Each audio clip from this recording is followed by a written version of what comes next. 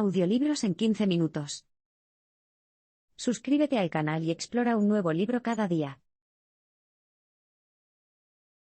El cerebro humano almacena la información de manera estricta y ordenada. La memoria es algo curioso. Puede que no pienses en un acontecimiento durante lo que parecen años, pero un detalle pequeño y repentino, como el olor de las galletas de tu abuela, evoca un momento con una claridad asombrosa. Curiosamente, este fenómeno nos dice mucho sobre cómo se organiza la información en el cerebro. El cerebro almacena y organiza la información según patrones. Piensa, por ejemplo, en la última vez que caminaste por una acera. ¿Cuántos detalles puedes recordar de este viaje? ¿Podrías describir a una sola persona que podría haberte pasado de largo? Estos detalles comunes pueden ser difíciles de visualizar. Sin embargo, con la ayuda de ciertas técnicas, se puede recuperar una secuencia de recuerdos. Los dibujantes de la policía, por ejemplo, muestran a una persona una colección de diferentes rasgos faciales para ayudar a activar y recuperar recuerdos.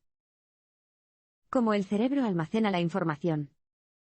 Como una secuencia de patrones, ver un par de cejas similar podría ayudar a una persona a recordar el resto, en este caso, un rostro. Este tipo de desencadenantes ocurren todo el tiempo. Las cosas que ves, hueles o experimentas con tus sentidos, como las galletas de la abuela, pueden desbloquear recuerdos de antaño. Innumerables técnicas de memoria se basan en este principio del patrón. Si puedes poner tus manos en una sola pieza de un patrón, el resto de la secuencia se revelará por sí sola. Algunos experimentos mentales sencillos muestran exactamente cómo el cerebro recupera la información. No cabe duda de que puedes recitar el abecedario. ¿Pero puedes decirlo al revés? En teoría, esta debería ser una tarea sencilla. El cerebro tiene toda la información que necesita, guardada en algún lugar. Sin embargo, acceder a esa información de otra manera que no sea de la A a la Z es un desafío. Del mismo modo, es difícil tocar una pieza musical que has memorizado si no empiezas por el principio sino por algún punto intermedio. Esto se debe a que el cerebro almacena la información en orden secuencial. Por lo tanto, empezar de forma desordenada parece antinatural, y el cerebro se esfuerza por unir las piezas. El neocórtex es la parte del cerebro responsable de nuestra memoria y nuestro pensamiento. El neocórtex es la capa más externa del cerebro, y representa la mayor parte de su masa. Su tamaño es exclusivo de los seres humanos modernos. El neocórtex es responsable de muchas funciones cerebrales importantes, como el reconocimiento de objetos, la comprensión del lenguaje y el control corporal.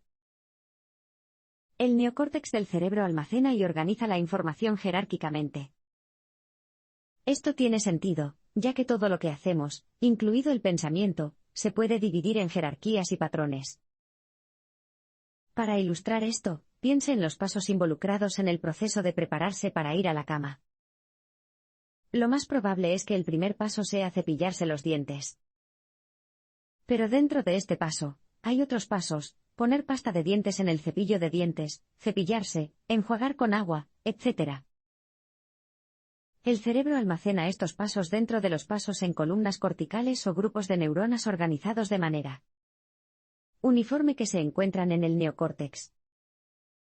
Hay unas 500,000 columnas de este tipo en el neocórtex, cada una de las cuales contiene unas 60,000 neuronas.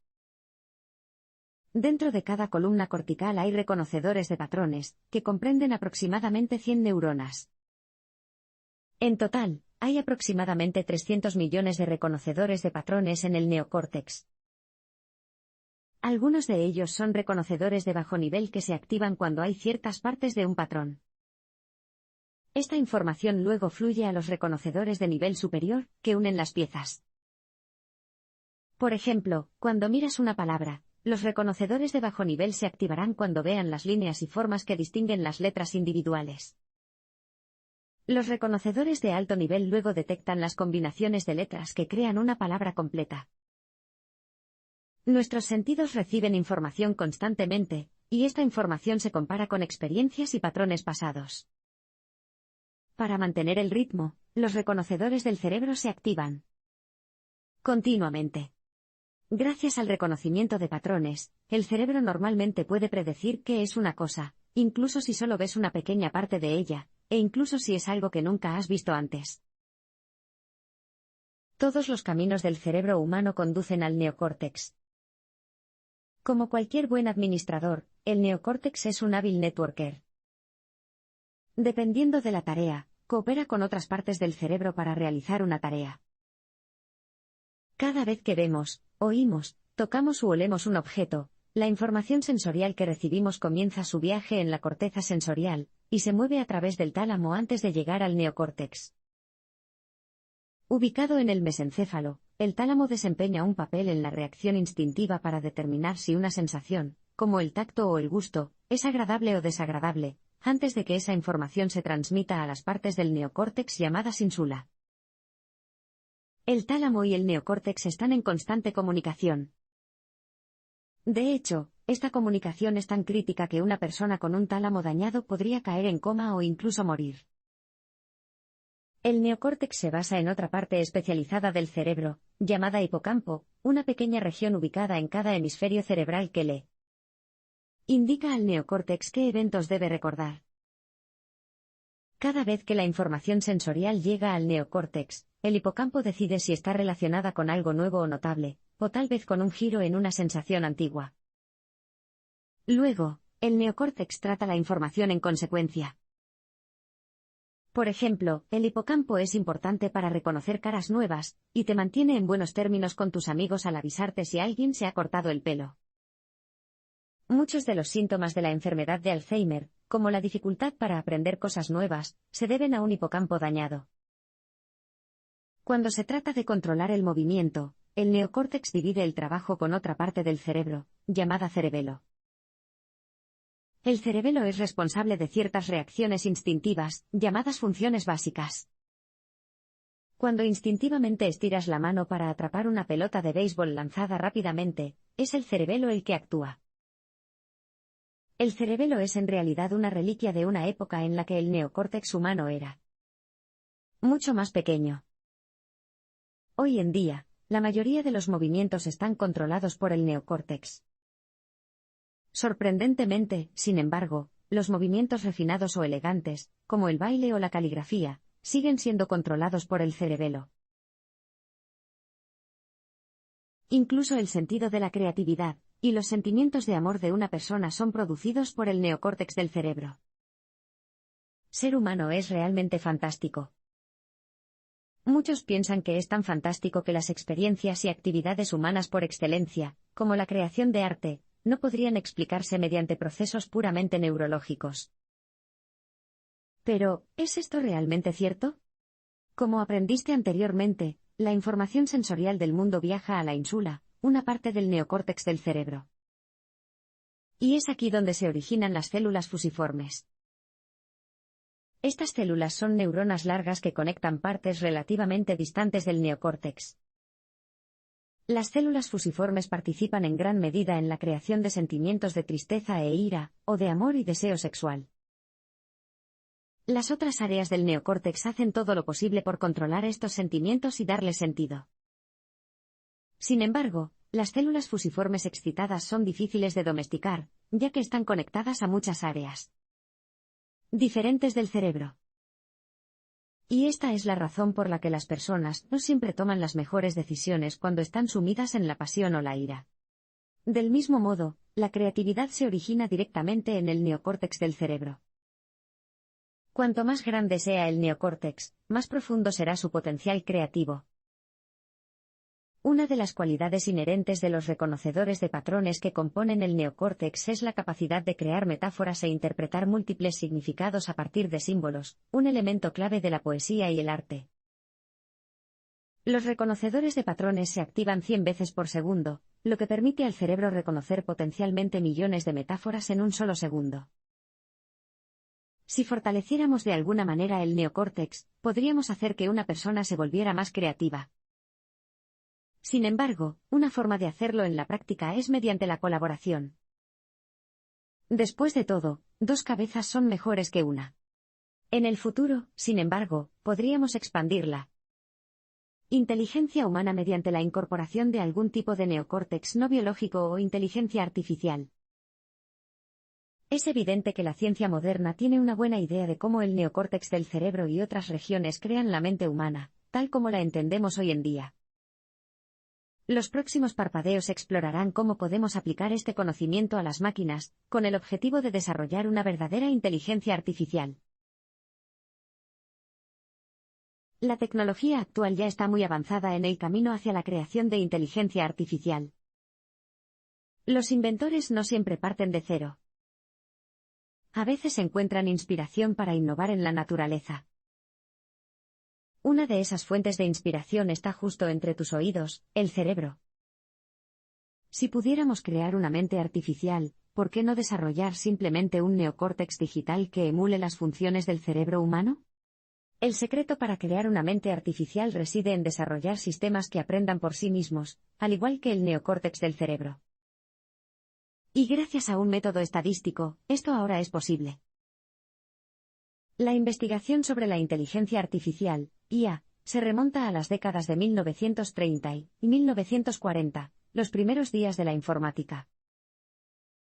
Al principio, los investigadores se sintieron intimidados, aunque pudieran desarrollar un procesador lo suficientemente potente, todavía tendrían que proporcionarle toneladas de información para crear una mente verdaderamente artificial. En aquel momento, esto constituía un obstáculo considerable. Todo esto cambió en la década de 1980, cuando los científicos empezaron a trabajar con una solución matemática basada en probabilidades.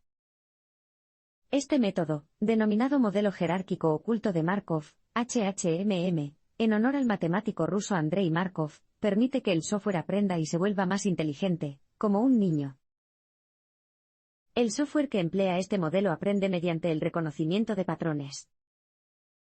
Al igual que el reconocimiento de patrones realizado por el neocórtex del cerebro, el HHMM se basa en un sistema jerárquico. Primero, el software hace una predicción sobre lo que vendrá después en una serie de datos. Por ejemplo, si lee una palabra de 3 letras que comienza con una T y una H, podría predecir que la siguiente letra será una E, basándose en su experiencia de aprendizaje anterior. Si la predicción es correcta, se activa otra predicción en el siguiente nivel de la jerarquía, según la cual la siguiente palabra de la serie sería un sustantivo. Este método se utiliza hoy en día con el software de reconocimiento de voz, por ejemplo. Además, millones de usuarios de iPhone utilizan variaciones del software basado en HHMM cuando le preguntan a Siri, el asistente automático de Apple, ¿dónde podría estar el restaurante más cercano?